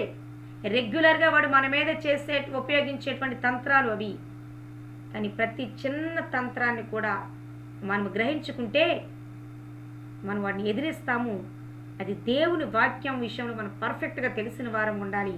సమృద్ధిగా వాక్యం మనలో ఉన్నప్పుడు ఏది సాతాను తంత్రమో, ఎప్పుడు వాడు వలవేయటానికి ప్రయత్నిస్తున్నాడో గ్రహించుకుంటాము. ఆ దేవుని వాక్యం అనే ఖడ్గం ద్వారానే వాడిని పారద్రోలుతాము. నా ప్రియమైన దేవుని బిడ్డలారా, చివరిగా 7వ ఆయుధము ప్రేయర్. ప్రార్థన అనే ఆయుధాన్ని మనము ధరించుకున్న వారంగా ఉంటే ప్రార్థన అనే ఆయుధము ద్వారా సాతానుని మనం పారద్రోలగలుగుతాము, ఎదిరించగలుగుతాం. ప్రార్థన అనేది మనకు ఆయువు పట్టు లాంటిది, మనకు వెన్నెముక లాంటిది. మన దేవుని ప్రియమైన దేవుని బిడ్డలారా, ప్రార్థన లేకుండా మన ఆత్మీయ స్థితి స్ట్రాంగ్గా ఉండదు. ప్రార్థన లేకుండా మన సాతానుతో పోరాడలేము. కొన్నిసార్లు మనం ఏమీ చేయలేము. ప్రార్థన ద్వారానే మనము సాతానుని ఎదిరిస్తాము. ఖచ్చితంగా ప్రార్థన ద్వారా సాతానుని ఎదిరించవచ్చు, వాడిని పారద్రోలవచ్చు, వాడి మీద జయాన్ని పొందవచ్చు. సాతాను యొక్క శోధనలన్నింటినీ మనం జయించాలి అంటే, సాతాను తీసుకొస్తున్న శ్రమలను జయించాలన్నా కూడా మనకు ప్రార్థన అవసరం. అందుకని యేసయ్య అంటారు, శోధనలోనికి మీరు ప్రవేశించకుండా ఉన్నట్లుగా మెలకువగా ఉండి ప్రార్థన చేయండి. యేసయ్యకు తెలుసు. యేసయ్య గెత్సేమనే తోటలో ప్రార్థన చేస్తూ ఉంటే ఈ శిష్యులు పేతురు, యోహాను వీళ్ళం నిద్రపోతూ ఉన్నారు. సాతాను నిద్రమత్తు అనే తంత్రాన్ని శిష్యుల మీద వాడు ప్రయోగించాడు. వాళ్ళేమో సాతాను తంత్రానికి లోబడి నిద్రపోతున్నారు. మరలా దేవుడు వచ్చి కదిలిస్తున్నాడు, సాతాను తంత్రానికి లోబడొద్దు, ముందు శోధన రాబోతుంది, శోధన జయించకుండా చేయటానికి మీకు నిద్ర కలిగి చేస్తున్నాడు, ఇది వాడి తంత్రము, మెలకుగా ఉండండి, సాతాను తంత్రాన్ని జయించి ప్రార్థన చేయండి అని అన్నారు. మనం ప్రార్థన ద్వారా సమస్తాన్ని కూడా మనము జయించగలుగుతాము. ముఖ్యంగా సాతాను తంత్రాలను మనం ఎదిరించగలుగుతాము. నా ప్రియమైన దేవుని బిడ్డ, సాతాను ఎదుర్కొనే శక్తిని మనము ప్రార్థన ద్వారా పొందుకోగలుగుతాము. ప్రార్థన శక్తిని, ప్రార్థన అనుభవాలు మనం ఎప్పుడు కూడా కలిగి ఉండాలని పరిశుద్ధాత్మదేవుడి రోజున మాట్లాడుచున్నారు. మన ప్రార్థన సమయాన్ని దొంగిలించడానికి సాతాను వాడి తంత్రాలను ఉపయోగిస్తాడు. జాగ్రత్త. ప్రార్థన చేసుకునే సమయంలోనే ఏదో ఒక పని రావటం, ప్రార్థన చేసుకునే సమయంలో నిద్ర రావడం, ప్రార్థన ఎంత చేసుకుందామని ముందు అనుకుంటాం, కానీ అంతసేపు మనం ప్రార్థన చేయలేము. అలాగే ఈరోజు ఎక్కువసేపు ప్రార్థన చేస్తే రేపు ఎక్కువ చేయలేకపోతున్నాం, సరిపెట్టుకుంటున్నాం, ఇది సరిపోతుందని మనకు మనం సముదాయించుకుంటున్నాం. ప్రార్థన విషయంలో నిర్లక్ష్యం చేస్తున్నావు అని అంటే సాతాను తంత్రము నీ మీద ఉపయోగిస్తుంటే నువ్వు లోబడుతున్నావు. కంటిన్యూస్గా ప్రతి దినము మనకు ప్రార్థన సమయాలు దేవుడిచ్చినప్పుడు నువ్వు ఏ ప్రార్థన సమయాన్ని కేటాయించుకున్నావో, నిర్ణయించుకున్నావో ఆ ప్రార్థన సమయాల్లో ఎటువంటి ఆటంకాలను సాతాను తన తంత్రాల ద్వారా ఉపయోగించినా ఆటంకాలను జయించాలి, సాతాను తంత్రాన్ని ఎదిరించాలి. నీ ప్రార్థన సమయాలను ప్రార్థనకే కేటాయించగలిగితే నువ్వు సాతాను తంత్రాలను ఎదిరించి జయిస్తున్నావు అని అర్థం చేసుకోవాలి. యేసయ్య 40 దినాలు ప్రార్థన చేశాడు కాబట్టే ఆ తర్వాత సాతాను తీసుకొచ్చినటువంటి తంత్రాలను జయించగలిగాడు. యేసయ్య ప్రార్థన ద్వారానే గెత్సేమనే తోటలో శిలువ శ్రమలకు ముందు ప్రార్థన చేశాడు. శక్తి కొరకు, సాతాను యొక్క శ్రమలను జయించడానికి, వాడి తంత్రాలను జయించడానికి, శోధనను జయించడానికి. గెత్సేమనే తోటలో ప్రార్థన చేయటం ద్వారా దేవదూత వచ్చి యేసయ్యని బలపరిచాకే, ప్రార్థన శక్తిని పొందుకున్నాకే శిలువ శ్రమలన్నిటిని తట్టుకొని దేవుని చిత్తాన్ని నెరవేర్చగలిగాడు. నా ప్రియమైన దేవుని బిడలారా, దానియేలు భక్తుని సమయంలో జ్ఞాపకం చేసుకుంటే దానియేలు రోజుకు 3 మారు ప్రార్థన చేసేటువంటి గొప్ప భక్తుడు. దానియేలు రోజుకు 3 సార్లు ప్రార్థన చేస్తాడని, ప్రార్థనా పరుడని ఆ బబులోను దేశంలో ఉన్న అధికారులకు అందరికీ తెలుసు. అందుకని సాతాను అధికారుల రూపంలో దానియేలు ప్రార్థన చెడగొట్టడానికి, దానియేలు ప్రార్థన జీవితాన్ని పతనం చేయటానికి సాతాను అధికారులను ఉపయోగించుకొని రాజుకే మొక్కాలి తప్ప ఎవరికి ప్రార్థన చేయకూడదు అని శాసనం కూడా చేయించారు. అయితే దానియేలు ఈ అధికారుల ద్వారా సాతానుడు నా మీద తంత్రాన్ని ఉపయోగిస్తున్నాడని గ్రహించాడు. మెలకువ కలిగి ఆ శాసనం చేయించబడిన సింహాల బోన్లు వేస్తారని తెలిసిన సాతానుగాడు అటువంటి భయంకరమైన బెదిరింపులనేటువంటి తంత్రాన్ని దానియేలు ముందు ఉపయోగించిన దానియేలు మాత్రము వాడి తంత్రాన్ని ఎదిరించడానికి ఇష్టపడ్డాడు. తన ప్రార్థనా జీవితాన్ని మాత్రం పక్కన పెట్టలేదు, ప్రార్థనను కొనసాగించాడు. నా ప్రియమైన దేవుని బిడ్డలారా, బెదిరింపులు, భయాలు వచ్చినా దేవుని చిత్తాన్ని నెరవేర్చాలి, దేవుని సన్నిధిని గడపాలి, అంతే మనము. దానియేలు సాతాను తంత్రాలను, సాతాను బెదిరింపులను ఎదిరించాడు, పోరాడాడు, జయించాడు. తాత్కాలికంగా సింహాల బోన్లో వేయబడిన అద్భుతమైన రీతిలో ఆ దానియేలు సింహాల బోన్లో నుంచి బయటికి వచ్చి దేవుని నామాన్ని మహిమపరిచాడు. సాతాను పూర్తిగా ఓడించేశాడు దానియేలు తన ప్రార్థన జీవితం ద్వారా. ఇటు రీతిగా నా ప్రియమైన దేవుని బిడలారా, సాతాను యొక్క తంత్రాలు గ్రహించుకొని వాటిని ఎదిరించేటువంటి శక్తిని మనం కలిగి ఉండాలంటే దేవుడు మనకి అనుగ్రహించేటువంటి సర్వాంగ కవచాన్ని మనం ధరించుకోవాలి. ఆ సర్వాంగ కవచమే 7 రకాలైనటువంటి యుద్ధోపకరణాలు, యుద్ధ ఆయుధాలు. ఇవి ఆత్మ సంబంధమైనవి, రక్షించబడిన వారికి మాత్రమే దేవుడు అనుగ్రహించేవి. ఇవి దేవుడు మనకి అధికారికంగా ఇస్తున్నటువంటివి. ఈ 7 రకాల ఆయుధాలు రక్షణ, సత్యము, నీతి, స్వార్థను ప్రకటించడం, విశ్వాసము. ఇక నా ప్రియమైన దేవుని బిడలారా, దేవుని వాక్యమని ఖడ్గము, ప్రార్థనా జీవితం. ఈ 7 రకాలైనటువంటి ఆయుధాలలో ఒక్క యుద్ధోపకరణాన్ని మనం కోల్పోయినా, ధరించుకోకపోయినా, ఆ స్థానములో సాతానుడు తన తంత్రాన్ని ఉపయోగించి మనల్ని పతనం చేయటానికి చూస్తారు. దేవుని వాక్యాన్ని మనం ధరించుకోకపోతే వాడు వాక్యం ద్వారా మోసగించి వాడి తంత్రాలను ఉపయోగించి పూర్తిగా మనం పతనం చేస్తాడు. ప్రార్థన ఆయుధాన్ని ధరించుకోకపోతే మనల్ని వాడు ఈజీగా ఆ స్థాయిలో వాడి తంత్రాలను ఉపయోగిస్తాడు. విశ్వాసం అనేటువంటి ఆ యొక్క ఆయుధాన్ని ధరించుకోకపోతే, డాలుని ధరించుకోకపోతే వాడు అగ్ని బాణాలు వేసి మనల్ని ఆర్పివేయాలని చూస్తాడు. సత్యము మాట్లాడకపోయినా, నీతిగా మనం జీవించకపోయినా, రక్షణ అనేటువంటి శిరస్త్రాణాన్ని ధరించుకోకపోయినా, ఈ 7 ఆయుధాలలో దేనిని మనం ధరించుకోకపోయినా, సాతాను దేనిని ధరించుకోలేదో ఆ ప్రదేశంలో దాడి చేయటానికి, వాడి తంత్రాన్ని ఉపయోగించి మన ఆత్మీయ స్థితిని పతనం చేయటానికి ప్రయత్నిస్తాడు. కాబట్టి మరి మాటలు వింటున్న మీరు 7 రకాలైనటువంటి యుద్ధోపకరణాలను దేవుడు మీకు అనుగ్రహిస్తే వాటిని మీరు ధరించుకుంటున్నారా? దేవుడు మనకు అనుగ్రహించారు. ఇవి దేవుడు మాత్రమే అనుగ్రహించేవి, దేవుడు మాత్రమే ధరింపచేసేవి. అయితే వీటిలో ఏదైనా కోల్పోయారా? దేవుడు ధరింపచేశారు మనకు ఒకానొకప్పుడు. మరి ఇప్పుడు నీ ఆత్మీయ స్థితిలో నువ్వు సాతాను తంత్రాన్ని ఎదిరించాలంటే, ఎదుర్కోవాలంటే 7 నువ్వు కలిగి ఉన్నావా? ఈ 7ంటిని నువ్వు ధరించుకున్నావా? లేదా ఏ ఆయుధాన్ని నువ్వు కోల్పోయావో, ఏ ఆయుధాన్ని ధరించుకోవటం మర్చిపోయావో, ఏ ఆయుధాన్ని ధరించుకున్నట్టుగా ధరించుకొని నువ్వు ప్రక్కన పెట్టేశావో, నీకై నువ్వు ఆత్మ పరిశీలన చేసుకో. ఏ ఒక్కటి మనలో లేకపోయినా వాడిని ఎదిరించలేము, జయించలేము. మన ఆత్మీయ స్థితి పతనం చేయడానికి వాడికి అవకాశం దొరుకుతుంది. నా ప్రియమైన దేవుని బిడ్డలారా, కాబట్టి ఈ 7 రకాలైనటువంటి ఆత్మ సంబంధమైన యుద్ధోపకరణాలు, యుద్ధాయుధాలు అనగా దేవుడిచ్చే సర్వాంగ కవచమును ప్రతి ఆత్మీయుడు ధరించుకోవాలి. ధరించుకున్నటువంటి ప్రతి ఒక్కరు కూడా సాతానుతో ఎదిరించవచ్చు, పోరాడవచ్చు. అయితే ఈ 7 రకాలైన యుద్ధోపకరణాలు, యుద్ధాయుధాలతో పాటు మనము కలిగి ఉండాల్సినవి ముఖ్యమైనవి 4 ఉన్నాయి. నా ప్రియమైన దేవుని బిడ్డలారా, కొంతమంది ఈ 7 రకాలైన యుద్ధాయుధాలను ధరించుకున్నా ఇప్పుడు చెప్పబోయేటువంటి ముఖ్యమైన విషయాలను కనుక కలిగి లేకపోయినా మనం ఓడిపోయేటువంటి ప్రమాదం ఉంది. ఇప్పుడు యుద్ధానికి వెళ్ళేటువంటి సైనికుడు యుద్ధాయుధాలను ధరించుకొని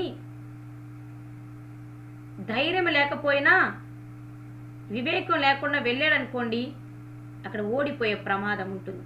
శత్రు యొక్క బలం తెలుసుకోకుండా ఇతను మాత్రమే ధరించుకొని వెళ్ళాడనుకోండి, ప్రమాదం ఉండేటువంటి అవకాశం ఉంది. నా ప్రియమైన దేవుని బిడ్డలారా, అందుకనే యుద్ధాయుధాలు ధరించుకోవటం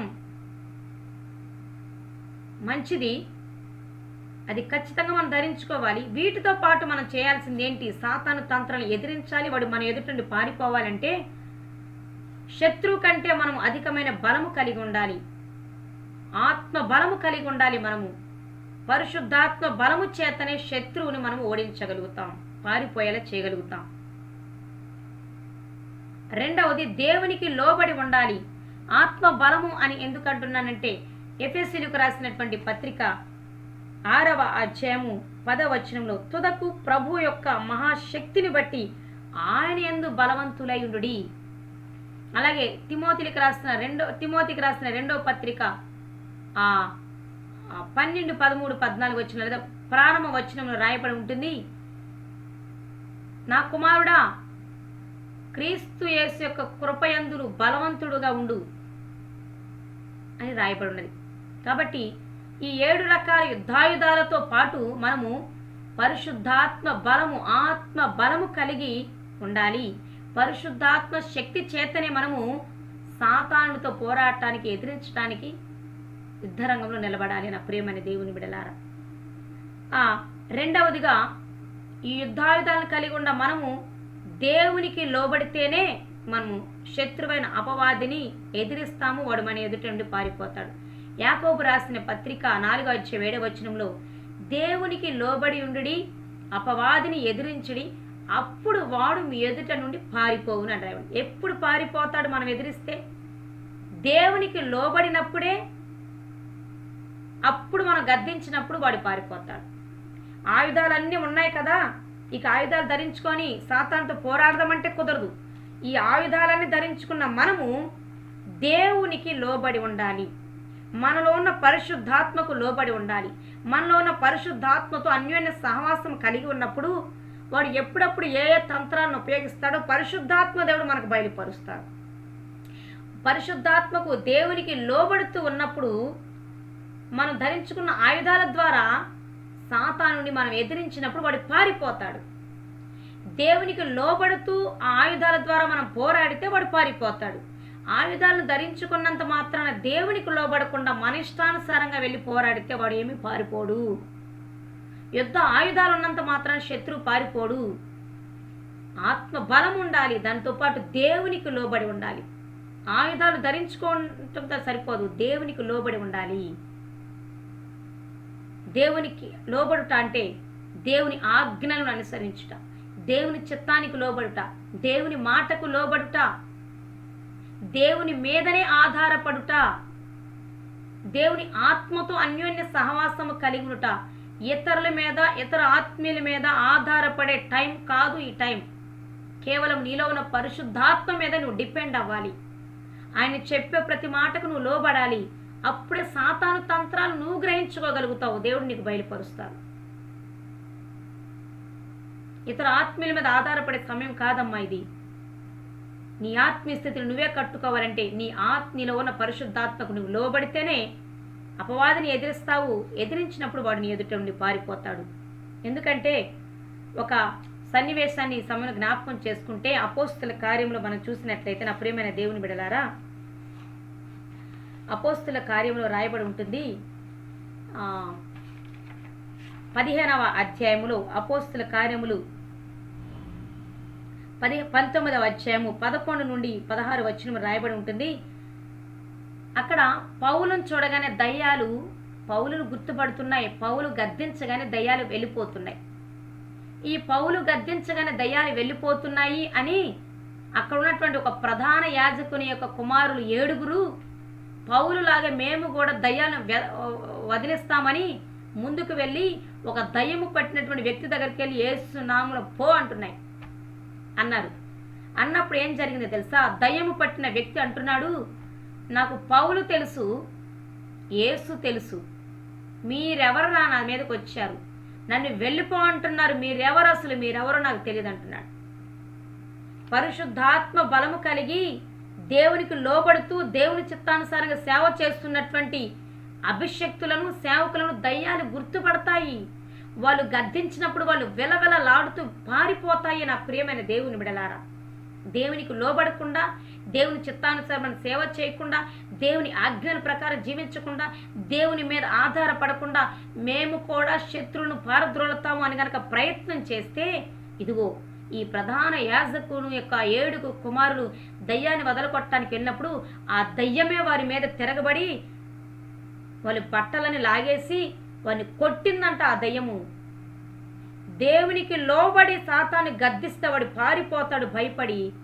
దేవునికి లోబడకుండా, దేవుని చిత్తానుసారమైన జీవితం జీవించకుండా గనక, దేవుని ఆజ్ఞల మార్గాన్ని నడకుండా, దేవుడు ఏది చెప్తే అది చేయకుండా నీ ఇష్టానుసారమైన మార్గాన్ని వెళ్ళి, ఆయుధాలు ఉన్నాయి కదా, అభిషేకం ఉన్నది కదా అని దేవునికి లోబడకుండా గనక దయ్యాన్ని వదలగొట్టడానికి ప్రయత్నం చేస్తే ఆ దయ్యాలే ఇదిగో ఎక్కడ వీళ్ళకి చేస్తారే అటువంటి పరిస్థితి తీసుకొచ్చేటువంటి ప్రమాదం ఉంటుంది. నా ప్రియమైన దేవుని బిడ్డలారా, కాబట్టి నిన్ను నన్ను దయ్యాలు గుర్తుపట్టి మనం గద్దించగానే పారిపోవాలంటే ఆయుధాలు ధరించుకుంటేనే కాదు, ఆయుధాలు ధరించుకోవడంతో పాటు దేవునికి లోబడాలి, పరిశుద్ధాత్మకు లోబడాలి. ఆత్మానుసారంగా క్రమంగా జీవించుచున్నప్పుడే మనం గద్దించినప్పుడు సాతాను పారిపోతాడు. నా ప్రియమైన దేవుని బిడ్డలారా, మూడవదిగా ఆయుధాలతో పాటు మనం ఏమి కలిగి ఉండాలంటే పవిత్రతను కలిగి ఉండాలి. మనము మన జీవితము, మన ఆత్మీయ స్థితి వ్యక్తిగతంగా మనం పవిత్రంగా ఉన్నప్పుడే మనల్ని చూసి దయ్యాలు పారిపోతాయి. మనం సాతాన్ని ఎదిరించేటువంటి శక్తిని కలిగి ఉంటాం. పాపము సాతానుడికి బానిసను చేస్తుంది, పవిత్రత సాతానుని ఎదిరించే శక్తిని ఇస్తుంది. సాతానుకు లోబడ్డావా పాపంలో చిక్కుకొని పోతావు, దేవునికి లోబడ్డావా పవిత్రంగా నువ్వు జీవించగలుగుతావు. దేవునికి లోబడిన వాళ్ళంతా పవిత్రతను ఇష్టపడతారు, పవిత్రంగా జీవించగలుగుతారు. పాపంలో ఉన్న వాళ్ళందరూ సాతానుకు లోబడతారు, సాతాను ఎదిరించే శక్తి లేదు. పాపముతో ఉన్నవారు సాతానుని ఎదిరించలేరు. పవిత్రంగా ఉన్నవారే సాతానుని ఎదిరించగలిగేటువంటి శక్తిని కలిగి ఉంటారు. నా ప్రియమైన దేవుని బిడ్డలారా, ఇక్కడ యోసేపుని జ్ఞాపకం చేసుకుంటే, యోసేపు మీద సాతానుడు ఒక తంత్రాన్ని ఉపయోగించాడు. పొతీఫర్ అనేటువంటి తంత్రాన్ని ఉపయోగించాడు. పొతీఫర్ అనేటువంటి వ్యక్తి ద్వారా వ్యభిచారం అనేటువంటి పాపము చేయమని తంత్రాన్ని ఉపయోగించాడు. కానీ యోసేపు ఎవరు? దేవునికి భయపడేటువంటి వ్యక్తి, దేవునికి లోబడేటువంటి వ్యక్తి.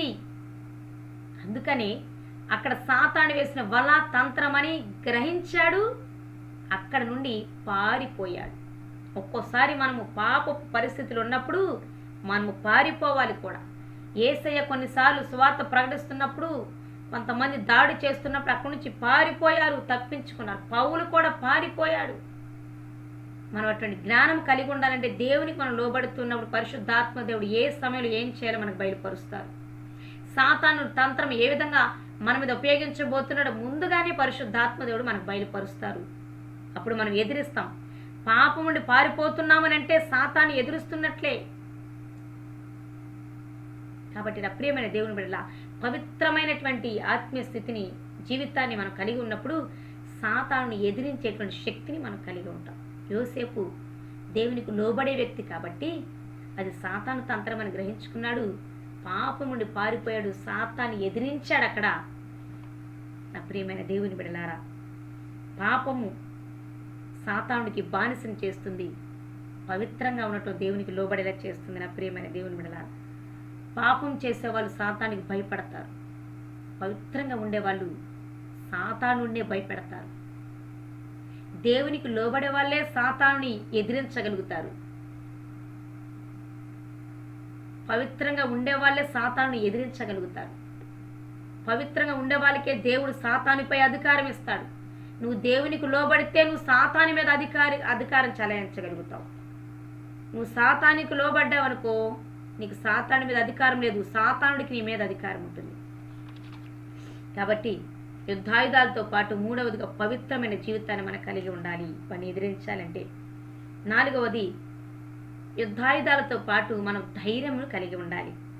సామెతల గ్రంథం 28వ అధ్యాయం 1వ వచనంలో రాయబడినది, ఎవడు తరుముకొండనే దుష్టుడు పారిపోవును, నీతిమంతులు సింహం వలె ధైర్యంగా ఉంటారు. దావీదు గొల్యాతు మీద యుద్ధానికి వెళ్ళటానికి కారణమైంది, యుద్ధాయుధాలు ధరించుకున్నాడు, దాంతో పాటు దేవుడున్నాడన్న ధైర్యంతో వెళ్ళాడు. ధైర్యాన్ని బట్టే గొల్యాతు మీదకు దావీదు వెళ్ళాడు. ధైర్యం లేకపోతే వెళ్ళేవాడు కాదు.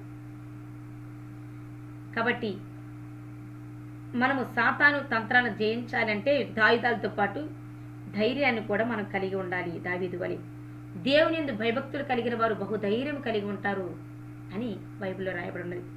ఐదవదిగా వివేకము కలిగి మనము సాతాను ఎదిరించే వారంగా, యుద్ధం చేసే వారం ఉండాలి. ఈ యుద్ధాయుధాలను ధరించుకోవడంతో పాటు వివేకం కలిగినటువంటి హృదయమును మనం కలిగి ఉండాలి. సామెతల గ్రంథం 20వ అధ్యాయం 18వ వచనం రాయబడింది, వివేకం గల నాయకుడివై యుద్ధం చెయ్యి అని రాయబడినది. అయితే నా ప్రియమైన దేవుని బిడ్డలారా, తిమోతిలకు రాసినటువంటి 2వ పత్రిక 2వ అధ్యాయం 11 నుండి 15 వచనాలు కూడా రాయబడి ఉంటుంది. పౌలు భక్తుడు తిమోతికి రాస్తున్నాడు, వివేకము కలిగి క్రీస్తు సైనికుడిగా నువ్వు శత్రువుతో పోరాడు అని. వివేకం లేకుండా శత్రువుతో పోరాడితే మనం ఓడిపోతాం.